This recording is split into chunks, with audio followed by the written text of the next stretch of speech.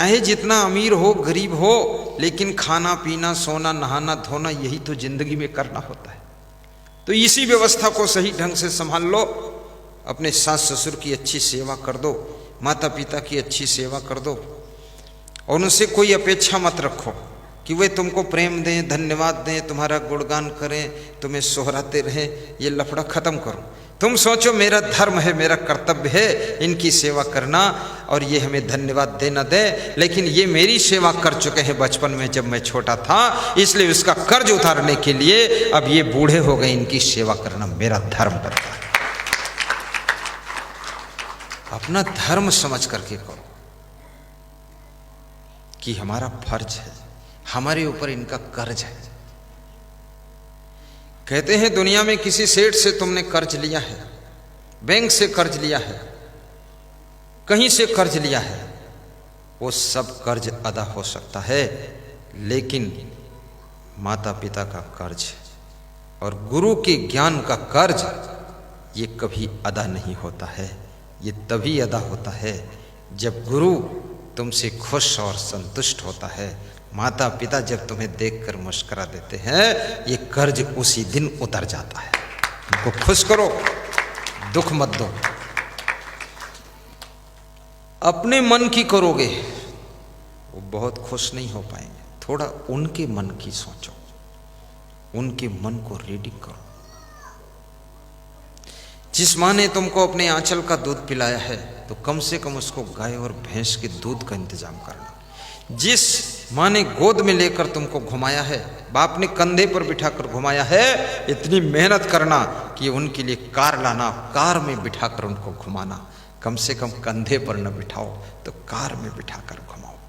उनको सड़क पर कहीं छोड़ के मत आ जाना।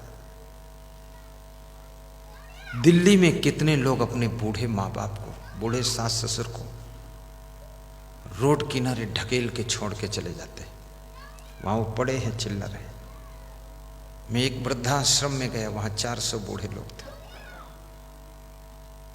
तो मैंने पूछा उस आश्रम के संचालक से, तो उसने बताया कि हाल ये है, इसमें कई लोग तो सड़क किनारे पड़े थे, चल नहीं पाते हैं, उठा के ले आए हम, सेवा कर रहे। तुमने कि इनके बेटे बहू बोले कुछ नहीं, सब फालतू काम है। अपने अपने घर के बूढ़ों की सेवा स्वयं करो। मनुष्य के लिए वृद्धाश्रम की जरूरत ही नहीं है। हाँ, गायों के लिए वृद्धाश्रम हो, पशुओं का वृद्धाश्रम हो, पंछियों का वृद्धाश्रम हो, वो तो ठीक है, लेकिन तुम्हारे माता पिता सास ससुर को वृद्धाश्रम में डाल दिया जाए। क्या वे खाने के लिए जी रहे हैं, कपड़े पहनने के लिए जी रहे हैं? नहीं। अगर वो ऐसा सोचते तो अपने लिए इतना कमा कर रख लेते, उनके खाने पीने कपड़े की कमी नहीं रहती। वे तुमको देखने के लिए जी रहे हैं, तुम्हारे साथ रहने के लिए जी रहे हैं, और तुमको सुखी देख करके वे सुखी होने के लिए जी रहे हैं, इसलिए जी रहे हैं। कष्ट मत देना। गुरु की सेवा भी अच्छी से अच्छी करो, मन लगा कर करो। कामचोर चेले मत बनो, आलसी चेले मत बनो, दांव काटने वाले चेले मत बनो। नहाने गए 2 घंटा वहां धोबी घाट लगा के बैठे, भोजन खाने गए, अब उधर ही 1 घंटा गंवा दिया, खोपड़ी खुजला रहे हैं कि टाइम और हो जाए तब चले। तो कोई पूछ रहा है, किसी ने कह दिया जाओ तुम्हारी वहां ड्यूटी है, तो उससे नाराज हो गए, 3 दिन नहीं बोले, ताकि दोबारा ये भी न कहे बौड़म बनकर घूमता रहूं। अरे ये भांगड़ूपना जो कर रहे हो तुम ये समय बर्बाद करते हो। थैला भर ज्ञान तुमको नहीं हो सकता। ज्ञान किताबों को रटने से नहीं मिलता है। ज्ञान तुम्हारे आचरण की शुद्धि के माध्यम से अंदर से बाहर की ओर प्रवाहित होता है। ज्ञान पुस्तक से नहीं मिलता है, ज्ञान अंदर से बाहर निकलता तब पुस्तक बन जाता है। इसलिए अपने आप को सुधारो, कर्म सुधारो, स्वभाव सुधारो, अपनी जिंदगी का कण कण सुधारो। तुम जो भी बोलोगे वही ज्ञान का शास्त्र बन जाएगा।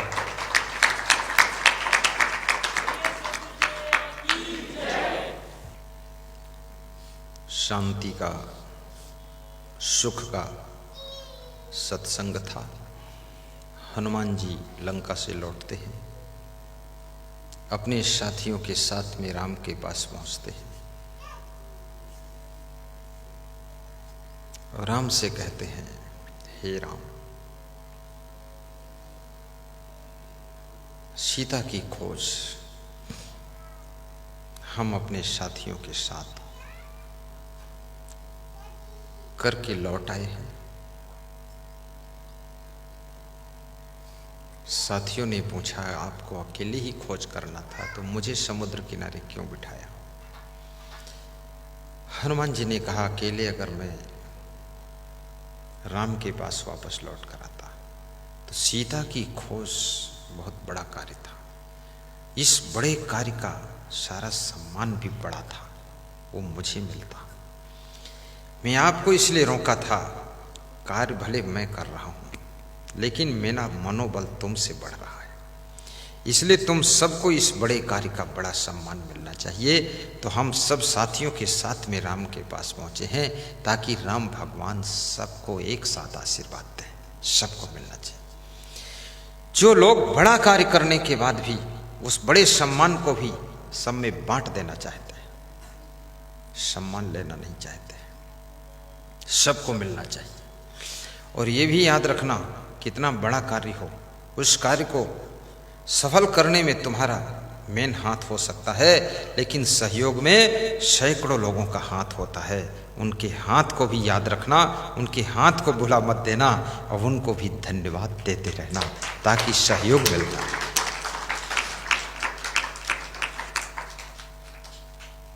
आपकी जिंदगी के निर्माण में कितने लोगों का सहयोग है। आपकी बड़ी बहन का भी सहयोग है, बड़े भाई का भी सहयोग है, छोटे भाई का भी सहारा मिला है और आपके माँ बाप का भी सहयोग है, चाचा चाची का सहयोग। जैसे मैं प्रवचन देता हूं, संत बना, इसमें सबसे पहले तो मेरी माँ का सहयोग बहुत बड़ा है संत बनने में। उसके बाद हमारे पिताजी का सहयोग बहुत है, उसके बाद में हमारे गुरु का पूरा सहयोग, फिर आश्रम के संचालक गुरुमन देव का सहयोग, वहाँ की कोठारी अमान साहब का सहयोग, वहाँ के और साधु संत नियम साहब, उसका भंडारी का भी सहयोग है।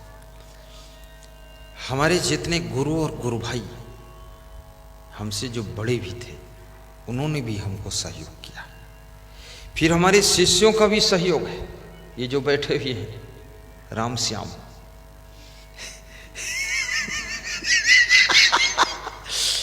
इनका बहुत बड़ा सहयोग है। ऐसा नहीं है, कृष्ण को भगवान बनाने में यशोदा का भी यश था, नंद बाबा का भी सहयोग था, सुदामा का भी सहयोग था, संदीपन गुरु का भी सहयोग था, ग्वाल बालों का भी सहयोग था, गोपियों का भी सहयोग था और सभी का सहयोग, पांडवों का भी सहयोग था।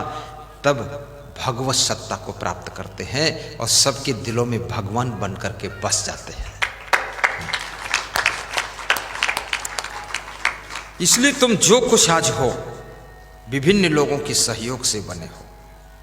उस सहयोग को कभी इनकार मत करना, नजरअंदाज मत करना, सबको धन्यवाद देते रहना और ये सोचना, मेरी जिंदगी का निर्माण बहुत लोगों के सहयोग से हुआ है।